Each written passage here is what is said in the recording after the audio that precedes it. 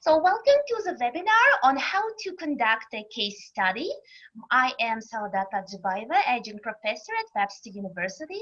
I'm also a TESOL and teacher trainer, and I can welcome all of you here today. And today we are going to look through the case where we can conduct a case study. You know, case study can be a part of an assignment of any kind of university. Nowadays, case studies have become very popular around the world, I mean, at educational universities and other institutions. So, but how to conduct a case study and how to complete the paper which is based on your case study. All these concerns will be covered today during this 1 hour webinar, of course. Okay, first of all, let's look at the question, what is a case study?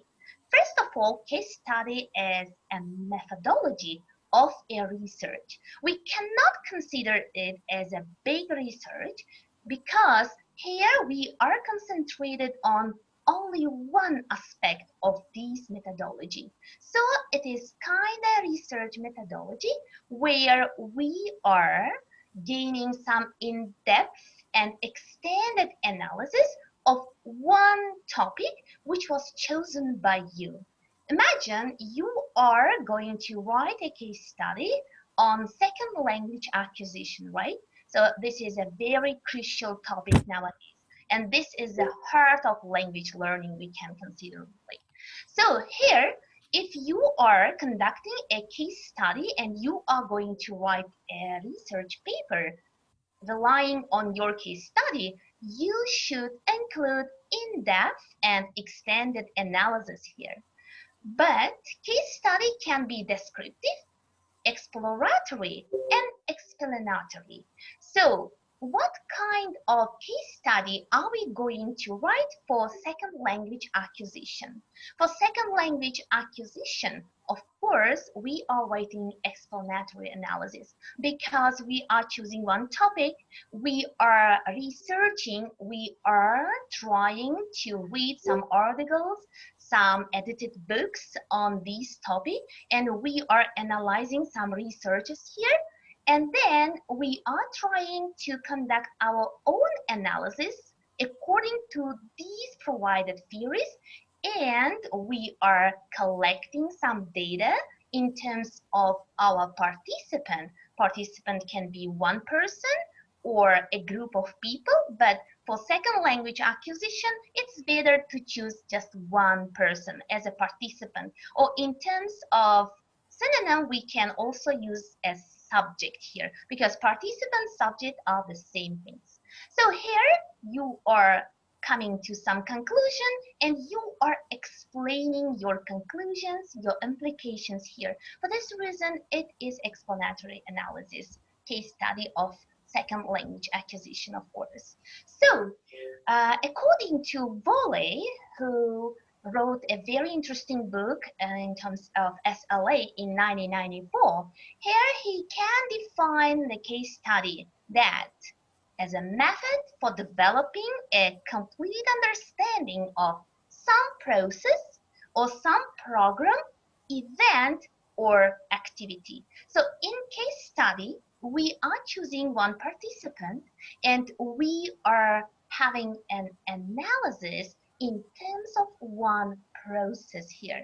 And it's up to us what kind of theory which is related to SLA to choose.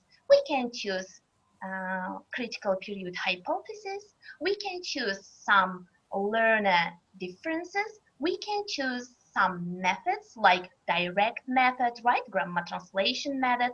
We can choose CLP, communicative language methods, right? We can choose even overgeneralization and any kind of theory which can be related to second language acquisition can be okay to explore, analyze in your case study for second language acquisition here.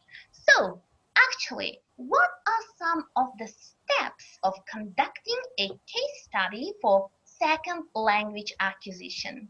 So first of all, in step 1, we are experiencing a preparation. In preparation, we are first of all choosing a topic. Please try to choose a topic which is closer to you. The topic where you are sure that you have a deep understanding. If you don't have any deep understanding of the topic, of course, even if you are trying to have lots of research here in a very short of time, I mean in a month or two, it will be a little bit difficult to interpret all the data. So for this reason, choose a topic which you have a deep understanding. As I have mentioned about, it can be any kind of topic which is related, I mean theory, which is related to second language acquisition. Let's say it is overgeneralization, where some L2 learners are using the same rules in their L2, in learning L2, which they are using in their L1 as well, right? So you are choosing overgeneralization. Or you can choose critical period of hypothesis, right? Very interesting topic as well. You are choosing this topic according to Lenneberg theory. Second, critical period hypothesis is a really crucial one, and it claims that people cannot learn the language after puberty very well as they did it when they were younger, before puberty. So choose any topic which you understood clearly. And then your task is to choose a participant who can agree to have this case study with you during a month. But while choosing a participant, you should think over, are you going to cover the acquisition challenges, second language acquisition challenges? Or are you going to cover the acquisition process, I mean language acquisition process? Or are you going to cover the learner trajectory, how learner is learning the second language from the early beginning till the end? So, and your participant should be eligible person to your theory. Because, for example, if you are choosing critical period hypothesis and your learner is younger learner, in this case, it will be a little bit irrelevant. It's better to choose any adult person here to prove that after puberty, it's a little bit challenging to learn the language, you see? So while choosing a participant, you should be very careful. And while choosing the participant, first of all, you are giving the participant a consent form, and they should sign this consent form, and it proves that they agree to have this research with you during this amount of time. It can be 1 month, 2 months, and etc. So in second language acquisition case, mostly it can last from 1 to 2 months, and you can have uh, enough time to collect the data here. So in choosing participant, be very careful with their culture. You should be very ethically accurate and respectful towards your participant. For example, if they don't know anything, if you are not sure about their knowledge, you are not allowed to tell them it directly. You should find the ways how to work with this participant. So first of all, sign a consent form with your participant. Make sure that this person agrees to have this research with you, because you will leave this, I can say leave with this participant for a month, because you will observe him or her during this month. And the next step for preparation is to have some literature review where you are searching some information which is related to your topic from different articles, from different edited books, and some other resources. Of course, internet resources can be suitable as well if they are, of course, reliable ones. So this is the first step. In the second step, I call it designing. Here in designing, in research design, we can use different types of designing. They can be pre and post tests. I mean, you can give pre-test to your participant, and after a month of teaching and learning with this participant, you can give the same person the same post-test, or it can be a little bit different. The same topics, however, a little bit higher level. You can conduct interviews, however, make sure if you are conducting the interviews, they should be series of interviews. Just conducting one interview cannot go here. Every day, every other day, every week, you should have some series of interviews with these participants, sorry. So, and you can even choose observations, but for second language acquisition, observations are a little bit general ones, so I will not go for it, for example. So you can use questionnaires. They are also very good source of data collection here. So you are designing, you are preparing your research design. What kind of data collection tool are you going to use here? You are deciding, you are preparing. And then in step 3, you are beginning data collection. Here you are giving this task to your participant, or you are conducting the interviews with this participant, right? And then you are analyzing the process, analyzing and finding out and analyzing, I can say, some difficulties, challenges your participant has here. And you are as well analyzing the learning trajectory of your learner here. And you are collecting the data and summarizing everything here and writing in data collection. And the last one is conclusion, of course. In conclusion, it's high time to summarize all the points you have mentioned in your design and data collection sections, right? You are summarizing in 1 to 2 paragraphs. And moreover, you are providing some implications here. What kind of implications you derived from this case study? According to the learning trajectory of your participant here, you are writing clearly in concise form. Don't overextend it. Please write clearly and in concise form. And moreover, you should include some recommendations here. What are your recommendations to this very learner, to this participant in the future to increase the level of language learning? So this is very important part of your conclusion, because without recommendations, case study cannot be a complete one, because your task, your purpose of conducting this case study was not only to summarize all you have collected, but provide some implications and recommendations, of course. And I can consider proofreading as the most pivotal one. Why? Because while you are designing, you can be a little bit frustrated, right? Maybe you missed something. So all the time, proofread carefully.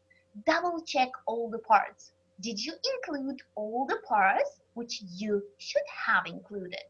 And did you include appropriate citations, references?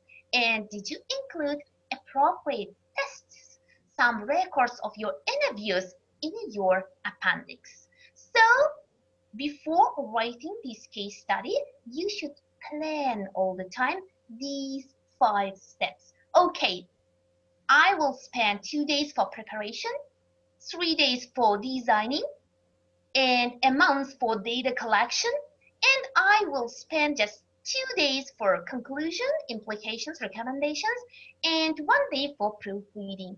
If you have a plan, tentative plan all the time, I'm sure everybody can complete his study in a very meaningful way. So let's turn to the parts of case study now. So what are the parts of any kind of language related case study? Today we are mostly concentrating on the case study related to second language acquisition, right? So actually any kind of case study It can be given in some universities for business sphere, yeah, business administration. It can be given in even for media communications, right?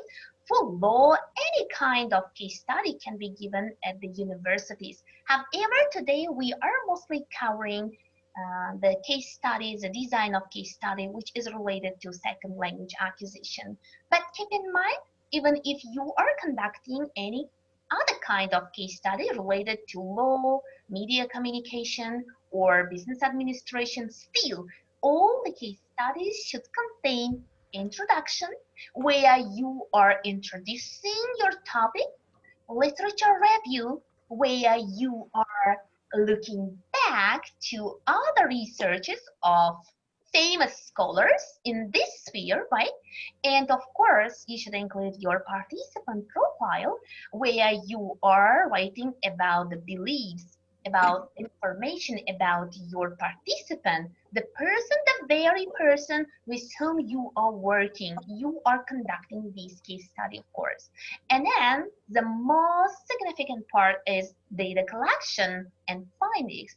Findings. What kind of data collection you have used there? Did you use tests, interviews, observations, or questionnaire? And what were your findings? I mean, by saying findings, they are challenges, they are advantages, disadvantages, right? And of course, the last part should be conclusion along with further implications. So any kind of case study contains 6 parts, beginning from introduction and ending with conclusion along with further implications. Now, let's have a look to each of them. So, what is an introduction? As usual, introduction is the main part of your case study. Not only in case study, but also in any academic work, introduction is the beginning where you can show your position.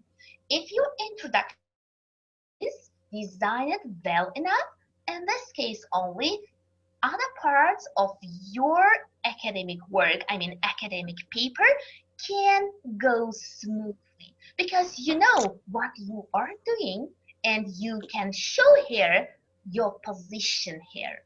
So while you are writing an introduction, first of all, you are introducing your topic approximately in one paragraph. What kind of topic did you choose? Did you choose age and acquisition? Did you choose learner beliefs or overgeneralization? Maybe communicative language teaching or learning, right? Maybe it is critical period hypothesis, right? So introduce your topic and try to express your feelings about this topic along with the findings of famous scholars here. Of course, if you are just providing your feelings, it's not enough. You should prove this topic from the perspective of different scholars as well. But it's not yet literature review. Here you are just introducing and you are just including, let's say, the father or the person who brought this theory to your sphere, right? So you are introducing one paragraph also. So, and next step is identifying objectives. You know what are objectives, right? Purpose of this case study. In 1 or 2 paragraphs, you can include the information. Why are you conducting this case study? What is your objective?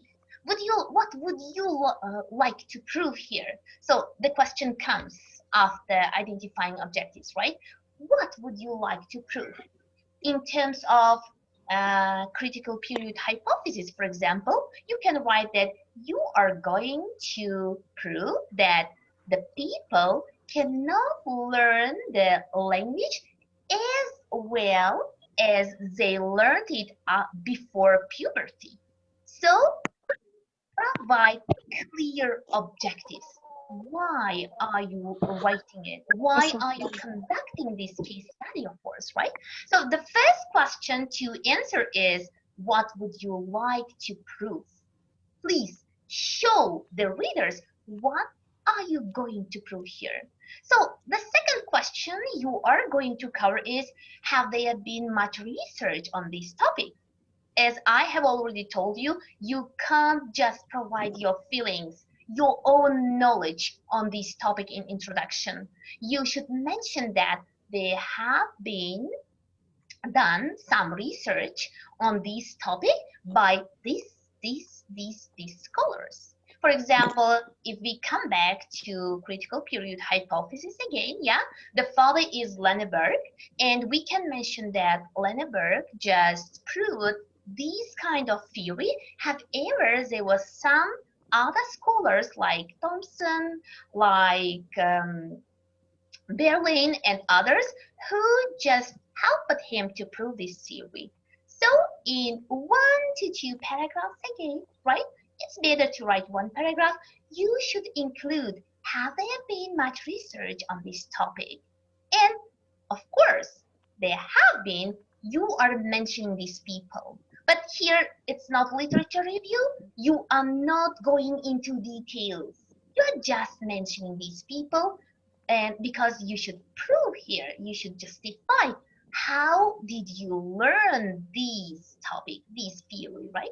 So, and next question to cover is how your case study might help in this sphere. So you have certain objectives, right? Why are you going to conduct this case study, and what is your purpose? How you can help other scholars to justify this kind of theory, how your case study might help in this sphere. You are including information about that. You can include here like I would like to prove. You can write from the first person. It's okay to write from the first person during writing the process of writing your case study. It's okay because it's your case study. It's okay to write I here, because you know in many research papers you shouldn't write I, but here in case study, yes, you can. Why? Because it's your case study and you are conducting this, and you are providing implications and recommendations here. For this reason, you can write that your case study is going to prove that the younger the better still, yeah, in terms of CPH, of course. So what is the next question is, what is significant to remember while conducting the research? Maybe there were some challenges or there were some implications to which we should pay attention while conducting this. For example, again, I'm choosing just one topic to explain it better. So in terms of CPH, I mean critical period hypothesis here, right? What is significant to pay attention is that we should pay attention to the age of the learners, right? So before puberty and after puberty. So we should pay attention to their culture, of course. Culture is really important while you are writing papers here, right? And while you are conducting case study, of course. So a good introduction of your case study should be just one page or even, oh, I'm sorry, can I ask you to switch off your microphone? Uh-huh. I'm sorry, sometimes I should switch off. So a good introduction of case study should include all these parts. Only in this case, it can be a good introduction. And it is just one or even less than one page, right? It's not too much. So any questions on writing introduction? Mm-hmm. No? Okay. Okay. So let's turn to the next part. Today's webinar is a little bit theoretical because it is theory, right? Okay, next one is very challenging one, which is called literature review. Unfortunately, many students and many people have struggles with literature review because they don't know how to begin that. But actually, literature review is one of the easiest parts of your case study where you are doing a research in terms of your topic, I mean, you are looking through the existing research findings, materials, I mean, based on your topic. They can be any kind of research, any kind of studies, experiments, and other case studies which are related to your topic. I mean, the topic you have chosen here. Please try to look through all the research studies, experiments, and other case studies, and try to find what the scholars said, researched, and found according to the chosen topic here. So, and you are just researching from your university's library where you study, of course, right? Or where you work, you can use the library of your university, or you can use the library of international universities as well. And moreover, you can use Google Scholar, because Google Scholar is one of the best sites where you can find lots of articles, lots of edited books which are related to the topics of second language acquisition as well as some other research topics. So here your task is to identify the existing problems, arguments, if they had some arguments here, maybe they had some doubts here, or they had some different views. For example, in terms of CPH again, Lenneberg, even if Lenneberg could prove all the theories related to learning the language after puberty, still some scholars were against. Here I'm meaning different views, right? And what kind of conclusions they made, or decide if you should come up with your own solution or with your own conclusion here, but they should be relevant to your topic. So what are the steps of literature review here? First of all, you are selecting the topic, and then you are searching for the literature here. So what kind of literature contains the information which is related to your topic here? And you are developing the arguments here. Do you agree with these researchers? I mean, with the opinion of these researchers, or you don't agree? And you are surveying the literature, and you are choosing what kind of literature was the best to identify your topic, the problems, the views, the conclusions related to your topic here. And you should critique the literature here. You are looking with the eyes of criticism here, and you should say, do you agree or do you disagree with the theories which are provided in this literature course? And then you are writing the review according to your findings, because while you are searching for the literature, you have made lots of notes, right? And after making these notes, you are summarizing your idea here, and then you are writing your literature review. So each paragraph should contain one citation. So here you are trying to add at least 5 citations from 5 research articles or edited books. At least 5 doesn't mean that just 5. It means more than 5, right? So you are selecting the theory related to your topic and making notes, summarizing the ideas there, and you are writing one paragraph according to these very literature. And then you are turning to the second paragraph. In the second paragraph, you are writing about another research articles, theories, which they have already provided here. So your literature review can be from 2 to 3 pages, right? And here you are citing at least 5 research articles or edited books here. So literature review is very easy to conduct, but a little bit time consuming, because you are spending lots of time to search for the information which is related to your topic here. Any questions related to literature review?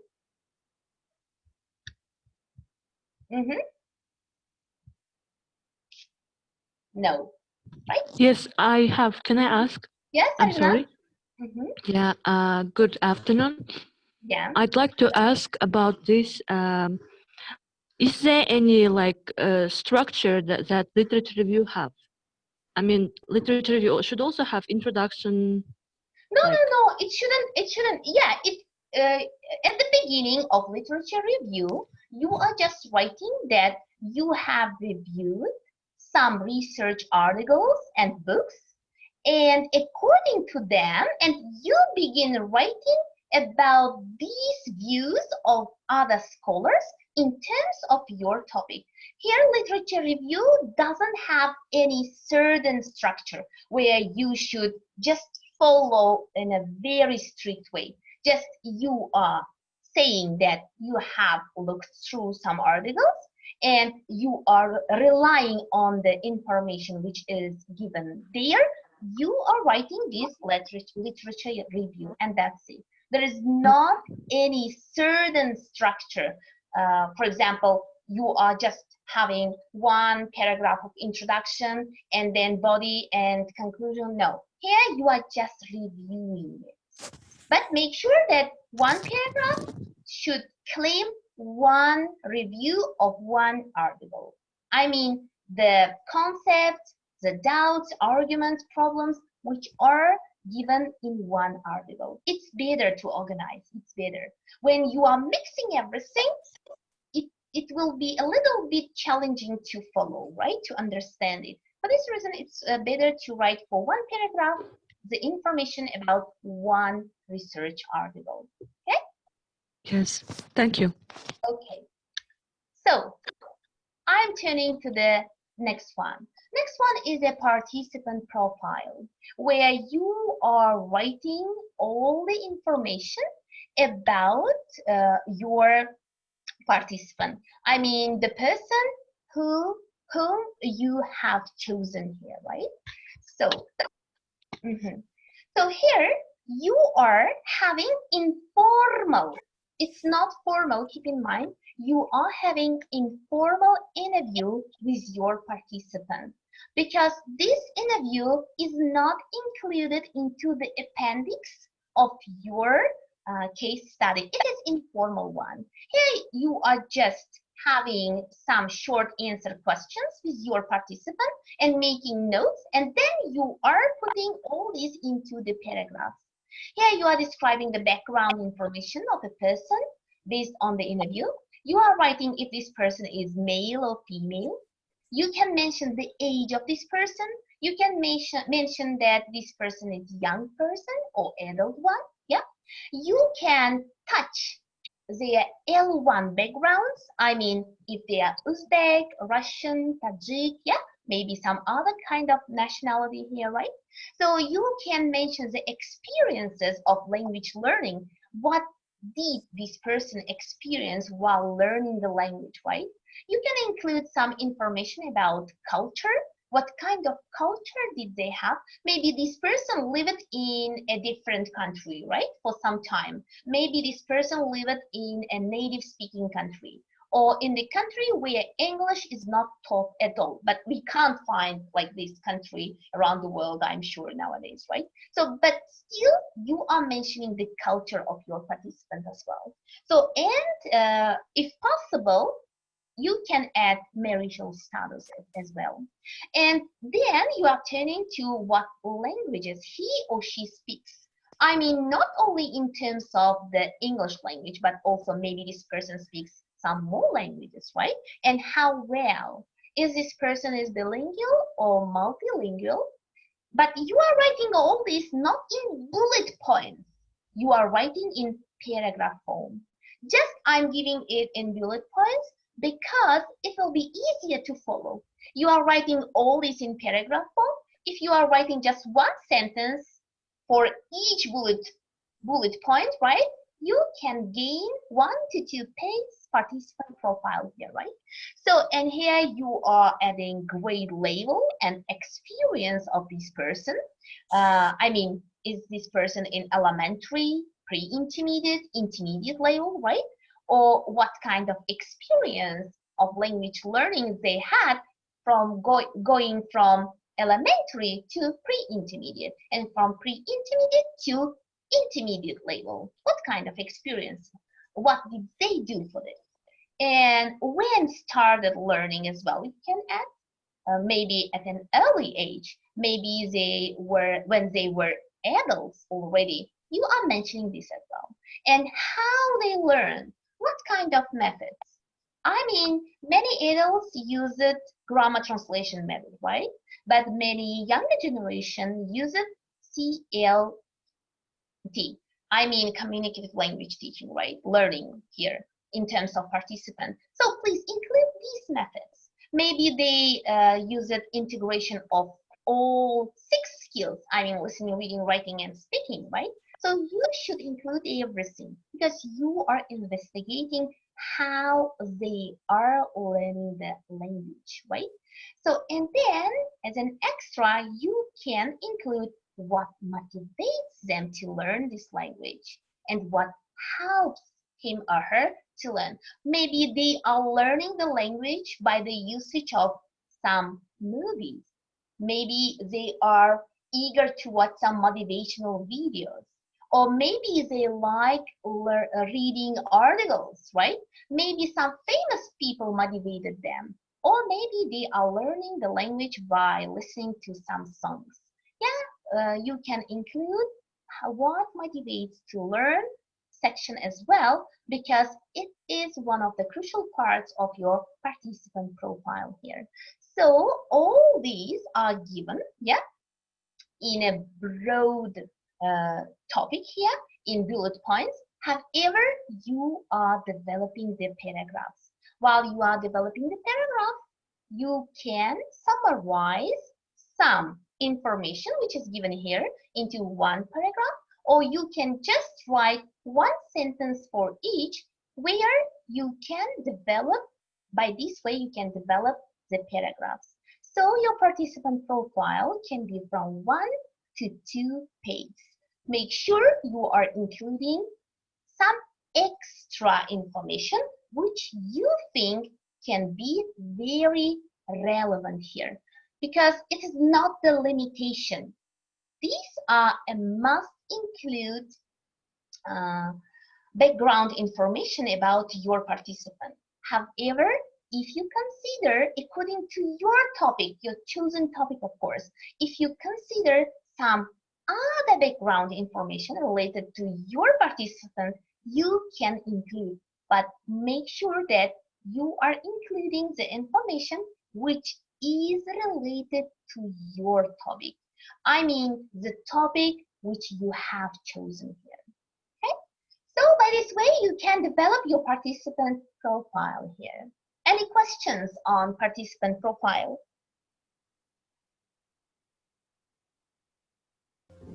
Sarvanas, yes, I will share as usual, right?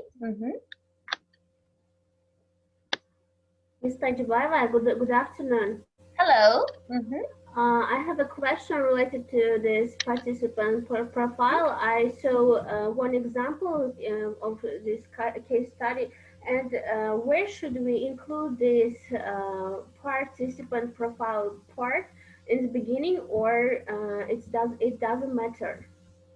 So actually, there is not one actual structure for case study, but it is better to include it after your literature review, as I am showing you. Like, yeah, let me come back to the structure here. You see, it's better to follow this order. First, introduction, then literature review, and then participant profile. Why?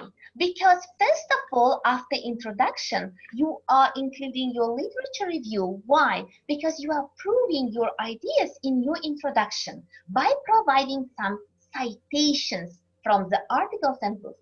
And then before going to your research, you are giving the information about your participant. So participant profile is better to include after literature review because it will be in a meaningful order. But still keep in mind, if you even provide participant profile just after introduction, it will not be incorrect. But the flow will not be logical, So it's better to include it just after a literature review, okay? I will share the PPT in the channel afterwards, and you will have a chance to look through it again to remember, okay? Okay, thank you. Okay. Any other questions in terms of participant profile? Okay, now let's continue. Now we are turning to the most crucial part of the case study, where you are talking about your research design. So what is research design? Research design is where you are writing about your data collection methods. What kind of methods are you going to use to collect the data with your participants here? You are mentioning this. So here, you can use the data collection methods like pre-test and post-test, right? You are giving the same test to your participant at the beginning of your case study and at the end of your case study. And you are comparing the results, both results. And you can interpret what kind of changes occurred in the language learning of your participant here. Or you can use a series of interviews here. You can interview your participant every day, every other day, or sometimes it can be every week. But make sure you are conducting series of interviews here. You can use questionnaires as well, right? Every week, a new kind of questionnaire can be given to your participant, but still the topic will be the same here. Or you can use observations, but as I have already told you, for second language acquisition, observation is a little bit poorer, yeah? I don't go for it, yeah? And the ways of recording the findings.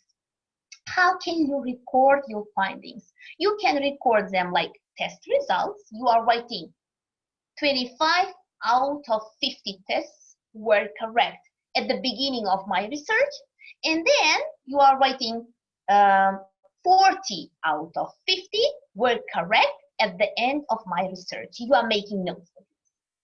It's better to have learn a journal where you are, it will be just notebook, right? Small notebook, right? And you are, every day you are writing your feelings about your research. How well the learning system of your learner changes day by day. This is learn a journal. It's better because at the end, when you begin writing, it will be easier to summarize and to follow here, right? Or you can even use video recordings. You can, well, if you are using, of course, series of interviews, you can ask your participant for permission for recording a video or audio. And if he or she agrees, you can record the videos or audios here, right? And you can collect your data while recording these videos and audios. And afterwards, you will watch or listen to them and make notes to write down your paper here. And then you can use different activities to improve the instruction of the second language acquisition of your learner. You can use in-class activities, you can use out-of-class activities, or some alternative methods of teaching.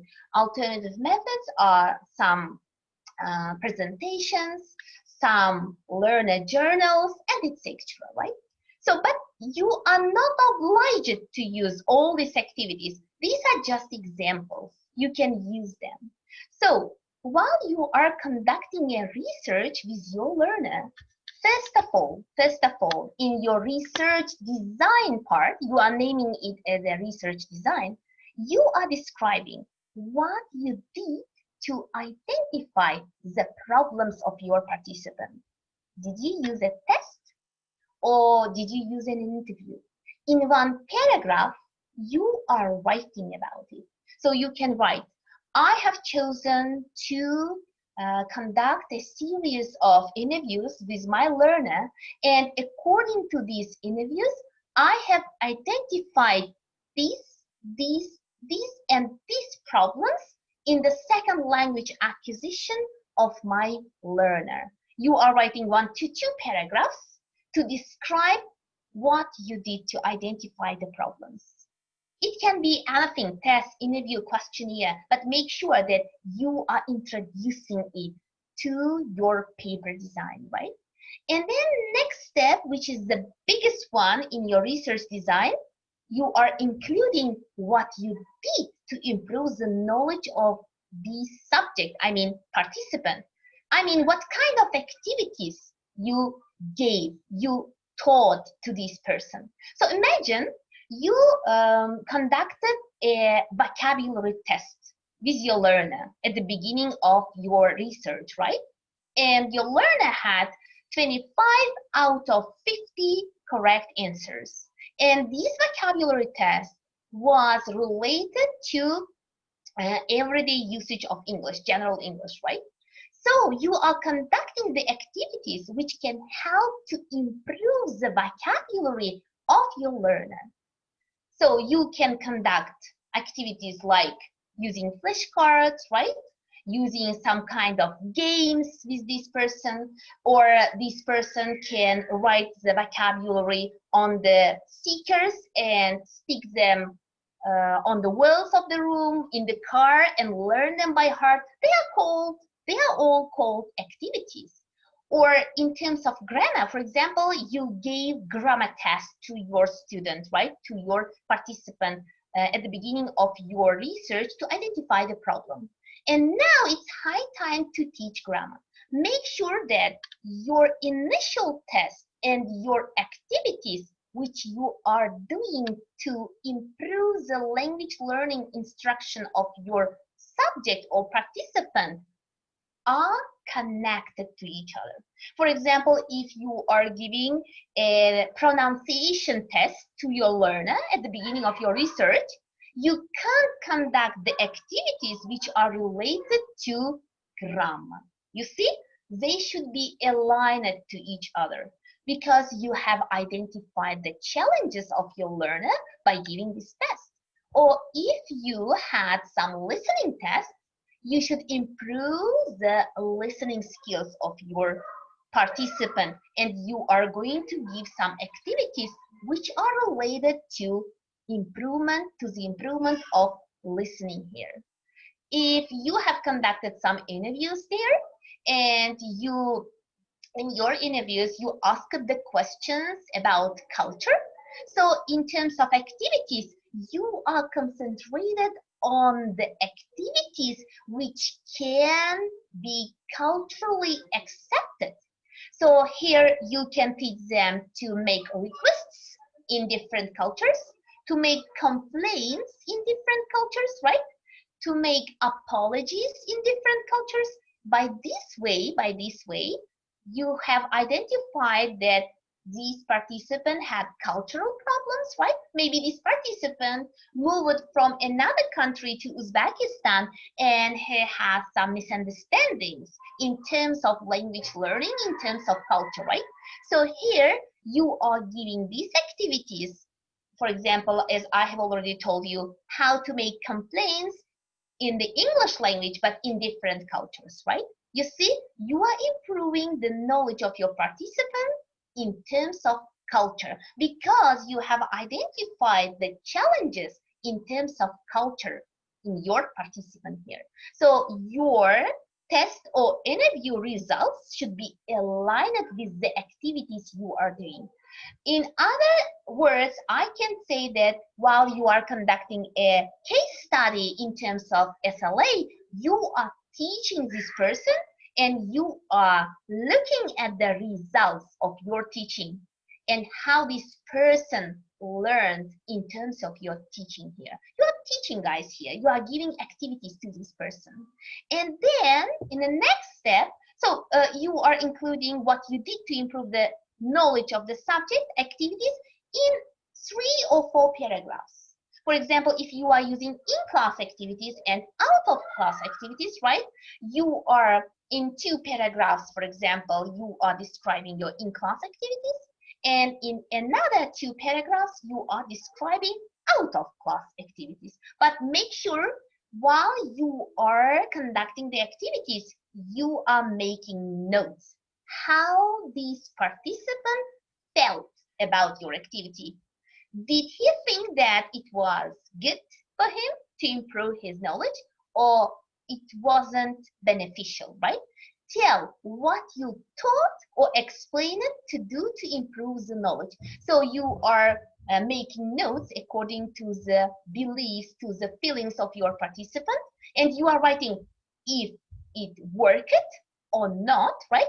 And then you are telling the readers here by writing, of course, what you taught or explained to do to improve the knowledge. For example, if you are conducting the activity with stickers, right, and your participant sticked all the stickers in the car, you can tell him that in the car he couldn't learn well, but it is better to stick the stickers on his computer, right? Or it can be very simple, but it can help, you see? Or in terms of, for example, the activity of playing digital games, right? Maybe your participant played some digital games and he didn't pay attention to the language, but just was involved in playing. So now you are telling these participants that it is better not to be involved in only playing, but also the use of the language here as well. So tell what you taught and explain to improve the knowledge of your participant here. And then next step is you are expressing the feelings of your participant about these activities. Did he find it good, bad, useful, not useful, and etc. So you are writing research design in 2 to 3 pages, right?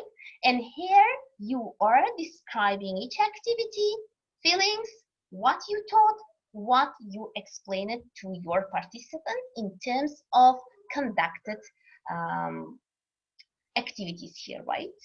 Okay, so, and one note, if you are giving the test, give the same test at the beginning and at the end of the research to see the progress of your participant. Because if you are giving the test of different nature, right? For example, at the beginning of the case study, you are giving vocabulary test, and at the end, you are giving grammar test. How can you check how they improved, right? So the test should be the same. Even you can give the same test, I mean, the same questions at the beginning and at the end. Believe me, in 1 month, they will forget it. And then, forget the questions. You can ask, oh, they will know the questions. No, they will forget the questions, and they can answer these questions in a different way because they gain some knowledge here. Or you can even change a little bit, maybe the words will be changed, right? Maybe the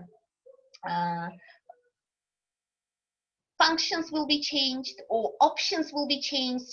Maybe the place of the options can be changed, but make sure that you are giving the same test at the beginning and at the end of your research.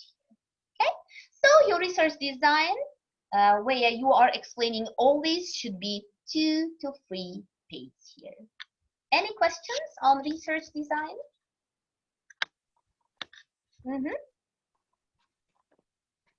Good afternoon. Can I ask, Yeah. how many classes should we conduct? Is it enough 4 classes, 4 lessons, I mean? 4 lessons.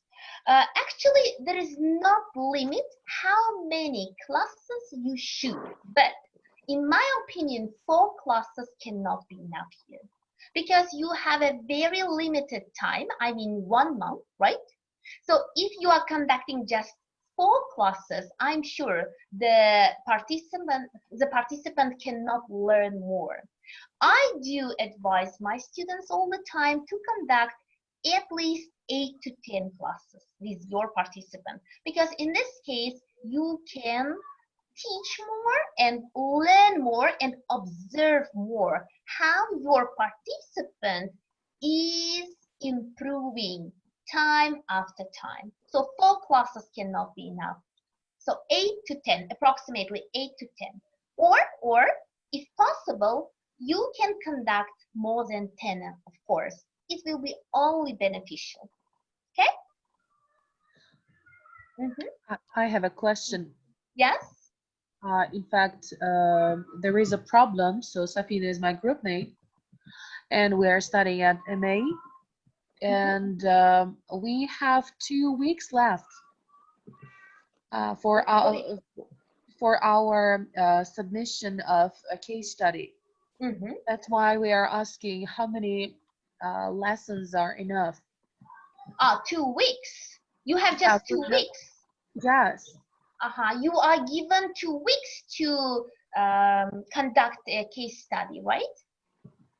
We were told like a week before, a week earlier than this week, if I'm not mistaken. 3 like weeks. 3 Yeah, weeks. but actually, you know, case study should be minimum 1 month, actually. But still, if you have just 2 weeks, in this case, you should have the class with your participant every day. In this case, only you can observe more, because 4 classes is not enough.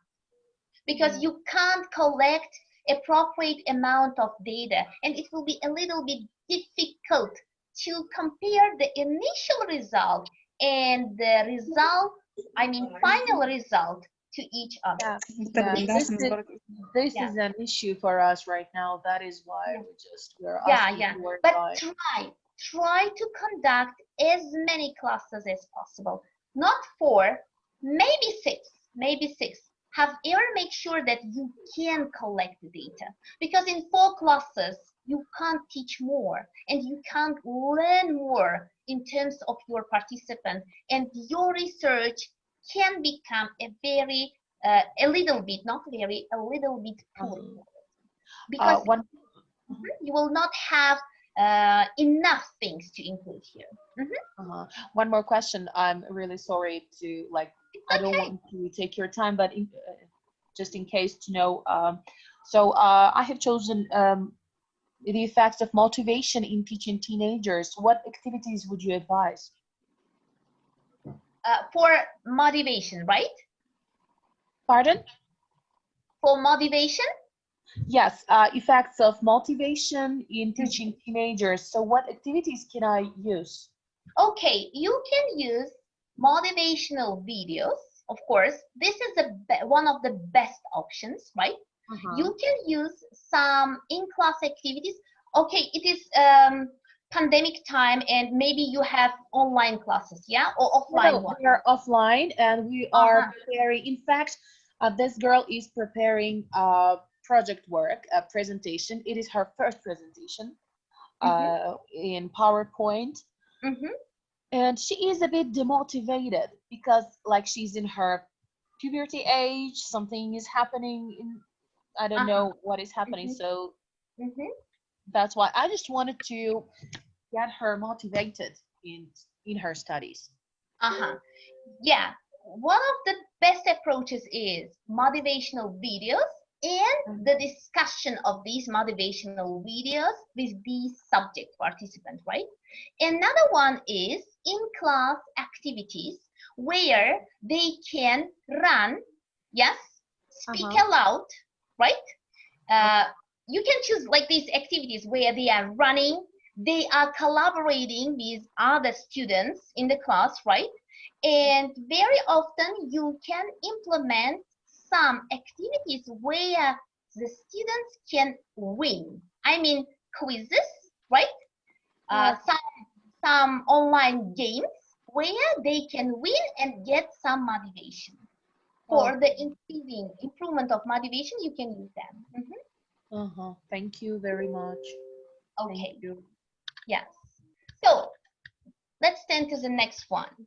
Data collection and findings. So in terms of data collection and findings, this should be another part of case study where you are answering these two questions. How will you analyze the data? What kind of method are you going to use to analyze the data here? How can you make conclusion about your selected topic based on your data? So while you are answering these questions, you are analyzing the learner's language acquisition process. I mean, step by step, what the learner acquired. And in case of your activities, in what kind of activities this learner had some difficulties. Or you can analyze the learning trajectory of your learner. So he began learning the language some years ago, and he couldn't achieve the good result till now. But after your research, maybe he or she achieved some results. You are including and analyzing them. And why do you think this person achieved these results? And how home culture affects your learner's language, how his or her parents affect, how the situation in their family affects, how the place where they study affects on their language learning. You should include this kind of information here. So you are including the summary of the results of post-test and the last test. I'm sorry, not pre-test. I made some mistake here. So pre-test and the last interview. So if you have conducted the test, you are interpreting the results of the first pre-test and the post-test. I mean the last one. What was the difference between them? And why do you think? How you gain it? How you gain it to achieve these difference here? You are comparing your initial results and the last ones to each other. Or if you had some interviews, you are comparing the first interview and the last interview, the results of them, and you are summarizing the information. And here you are mentioning what you used to collect the data. Did you use journal or did you use checklist? How you made your notes there? Or maybe your participant as well made some notes. Please include this. And next one, you are restating the methods of data collection. What did you use? Test, interview, observation, questionnaire, what? You are restating. You are telling, I have used it pre and post tests, and the results show it this. And you are interpreting the results of each activity. I conducted this activity, and the participant did well or didn't do well because of this phenomenon. Yes? And you are explaining why the activity was good or wasn't good to conduct with your participants. In your term, right, you just played some motivational videos to your participants, right? But they didn't work well because she's not involved in watching them on YouTube, right? So you are writing, I tried to show some motivational videos, but still she couldn't get any motivation because she considers that motivational videos are prepared specially for people. They are not derived from a real life of the people. You see, you are writing the reason. So you should include what worked and what didn't work. And of course, don't forget to include the reasons why it worked and why it didn't work. Or you conducted some actionable activities to motivate your students in class, right? And they worked well, and you are including the reason. My participant became highly motivated after the running dictation. For example, running dictation is an activity, right? So to motivate your students. After running dictation, and he told me that he felt really energetic when she was doing this activity with some younger learners. Or if you have used some quizzes, right, like Kahoot, right? So my participant got very motivated because she just liked winning the game and she liked her pace while playing this game. You see, you are writing if they worked or didn't work, and you are including the reason why. Without reasons, it cannot be a good data collection and finding part of the paper, of course. Okay, now let's turn to the next part because we overextended the time a little bit. So, do you have any questions here in data collection and findings? And we are turning to the last part. I have a question, so that can we conduct any kind of interviews with parents or with teachers of learners in order to identify the culture effects? Sure, you can, but they will be informal ones. They will be informal ones, right? But still, but still, you can include the results of these interviews. You can. Yeah, Dinara, continue. Thank you very much. I got it. Okay. Now let's turn to the last part in this case, which is called conclusion. In conclusion part, you are writing just 1 to 2 pages as well. So you are summarizing all your findings. You are summarizing your introduction, literature review, participant profile, your research design, data collection findings parts into 1 or 2 paragraphs. You are restating all this, right? But in a very concise form, you are summarizing.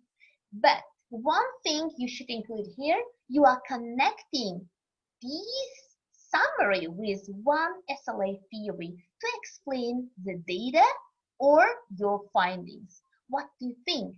Why your findings were in this way? They should be one theory. Why? You are citing. You are again citing. You are again working with some articles and again working with some books, and you are finding one SLA theory which can explain your findings.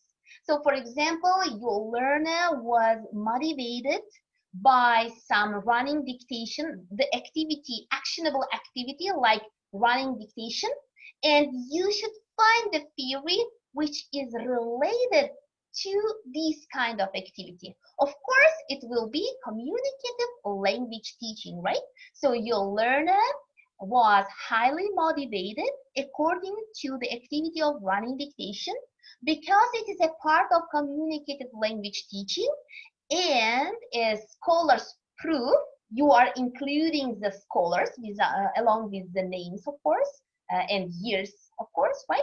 And according to CLT, author, year, these CLT is one of the best approaches, or you can write what was written there, of course. Yeah, you see, you are connecting your findings with one SLA theory here. You should. So, and then you are explaining the implications, what kind of implications you gained after conducting this research. And one of the most important parts is to provide further recommendations. You can provide the recommendations in terms of improvement of the language, how this learner can improve the language further after your research, or in terms of how culture can affect, right? So what kind of culture can affect to the language learning of your learner, and then at the end you are wrapping up with what you learned. In just one paragraph, you should write a wrap up sentence or a little bit bigger paragraph, right? Where you are talking about what you have learned while conducting this research here, because I'm sure you can learn something here, yeah, right? Maybe you knew about this theory, but you didn't know that it works or no, right?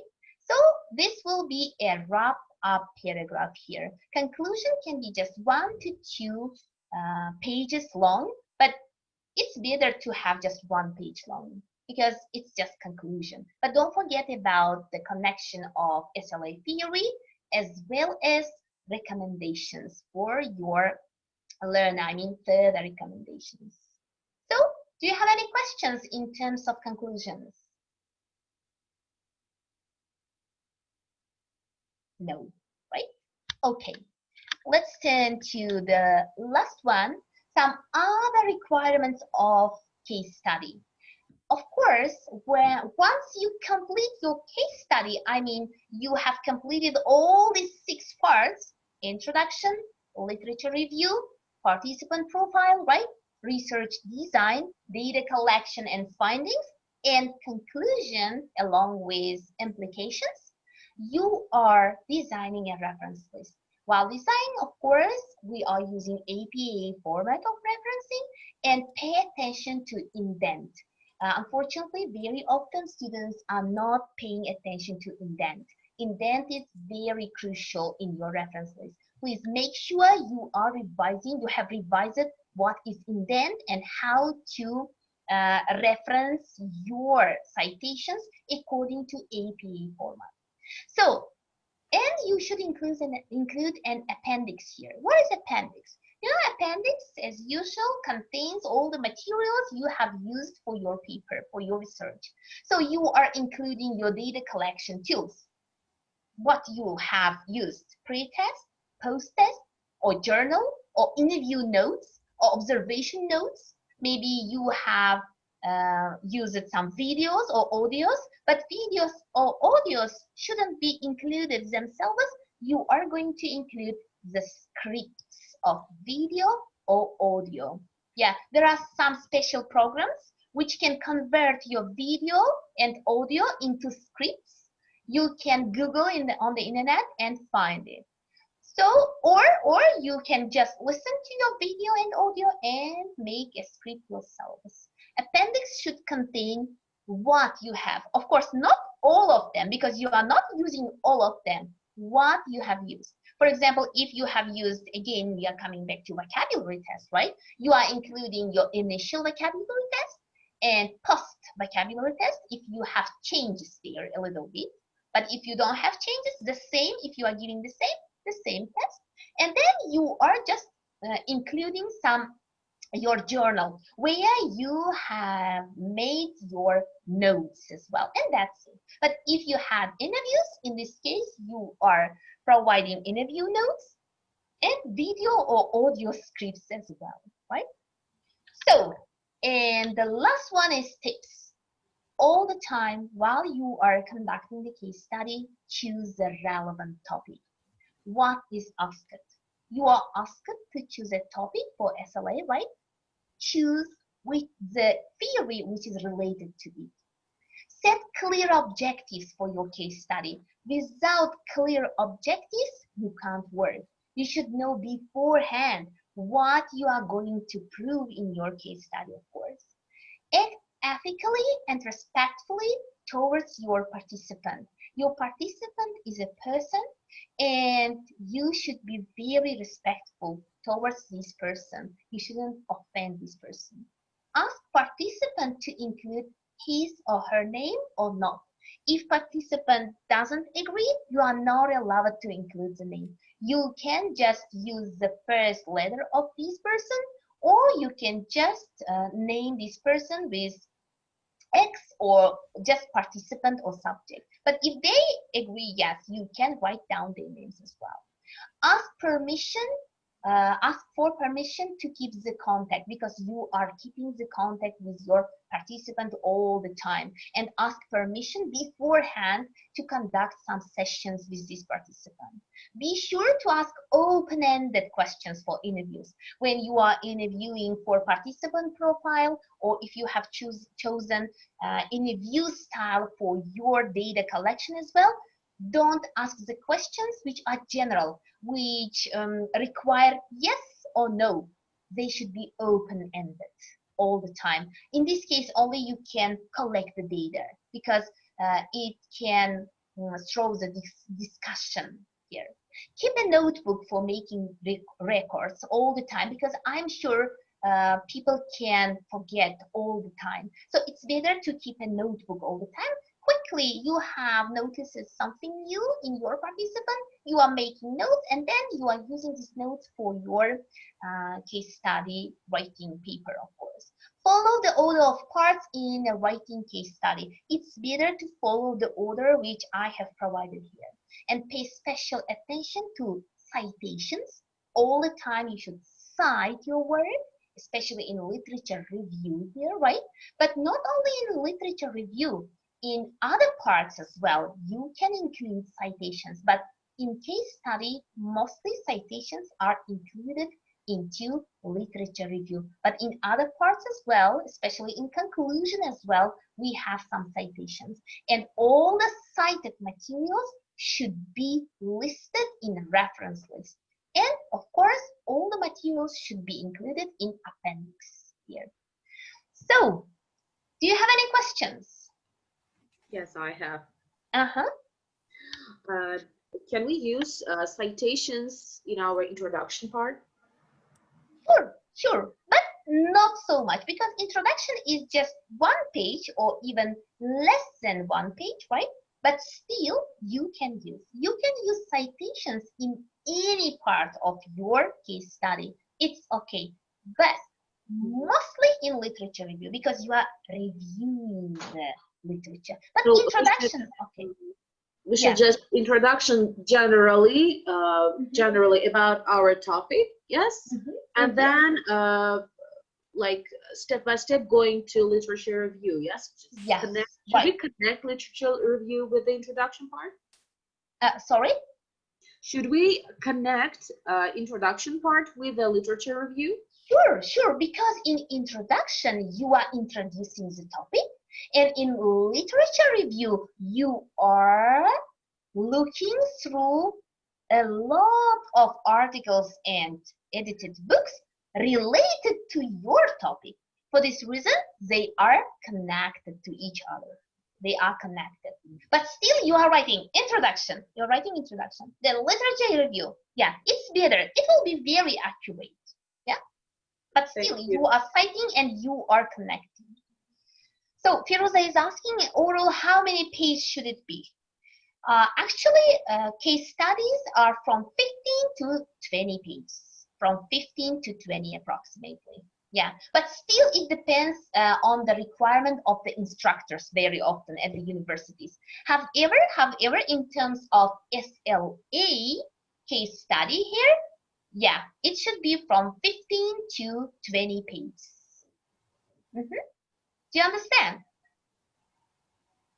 Okay, Babur, you are raising your hand. Yes, thank you very much for your amazing presentations. I have a question like this. During the literature review, we must write author's sentence paraphrasing way or just copying and writing? So, of course, it is better to paraphrase all the time. However, you can use in quotation marks as well, right? Because you are providing these articles and edited books in your reference list. It's okay. Yeah, it's possible. It's possible to give the same words of the scholars, right? I mean sentences, but in speech marks. And you should cite like, according to Brown, yeah, 2004 in brackets, and then you are putting quotation marks and the words of Brown without any changes, possible. But still, try to switch the rules, right? One time like in speech marks without changes, another time with paraphrasing. But mostly it's better to provide with paraphrasing. Yeah, it's better with paraphrasing. But still, quotation marks are possible. Yeah. Any other questions, guys? No, right? Okay. Sorry? I have a question, may I ask? After finishing case study, should we present our case study, do some kind of presentation, or it's just submitted to Canvas and that's it? So, are you studying at Webster? Yes, I do. Yes. If you are studying at Webster and you are given some kind of task for case study for SLA course, yes. You are putting all your main ideas into PowerPoint presentation and you are presenting, of course. And your instructor will tell you when to present. Should we present in front of our class or the whole university? In front of your class, of course. Only class, right? Yeah, Online. only class. Yeah. So only class. How long should it take for, I mean, the presentation? How long should it? Actually, presentations most times are 5 to 10 minutes, but still your instructor will give the time limit. Your instructor. It depends on the instructor, but mostly it is 5 to 10 minutes approximately. Yeah, it's okay. But make sure you are presenting. You are presenting in front of your class, your group mates. You are presenting, and you are submitting your case study to TESOL site and your presentation to Canvas. Your instructor will tell you what to do again. Oh. Thank you. Yeah? Okay. So I can see, can you suggest actual activities for listening? So for listening as well, you can take any kind of activity from the books, right? Or you can give some activities with videos, right? You can give them some authentic video recordings which were recorded by you, right? And you can give them some tests while they are listening. They can listen and complete blanks, right? True, false, not given, multiple choice questions, right? Or there's another way, they are listening and summarizing the main points they have listened, right? So for listening, actually, you can take any kind of listening activity. It doesn't matter. So could you recommend some activities for the effects of extraversion in SLA? Or extraversion, you have chosen right, extraversion, right? So for extraversion, you know, extroverts are the people who are highly motivated by outside resources, right? Still, in terms of, I guess it was Laziza who was asking about motivation, right? Because extraversion is related to motivation as well. The same activities can be conducted with extroverts. You can conduct some group work activities and you can make this person a leader in this activity. You can conduct running, puzzling, some puzzling activities with these learners, right? They are solving the puzzles there, right, with the group. For extroverts, mostly group-based activities can go well. Or again, we can use some YouTube videos, motivational videos, to motivate them as well here. Okay. So what else? I'm sorry for taking your time. Can I ask? Could you recommend some activities on teaching vocabulary using focus on form instruction? So, yeah. So actually, you should choose all these activities yourself. So what is choosing on form? Can you tell me first of all? It is based on communication. teaching vocabulary Yes. based on communication. On communication. So you are giving to them some communicative activities. You can give them the topic vocabulary of the session, right? They are doing some matching activities, and then they are using this vocabulary in terms of writing or in terms of reading activities. This will be some communicative activity, or in terms of speaking activities. You can ask them to role play. You can ask them to make up a situation according to the given topic, right? This will be very good example, role plays, making up situations. Yeah, here they are communicating, you see. Yeah, they are focusing on form here. So for it's mostly about speaking activities, but still you can use some writing activities as well here. Okay? Thank you very much. So any questions? No. So thank you very much for your attention. I very hope that all these explanations of how to conduct and how to complete the paper of case study will be very useful while you are conducting and completing your paper for case study.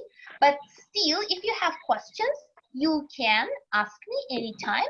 You know, you can just find me from the channel, and I'm very eager to help any of you here, right?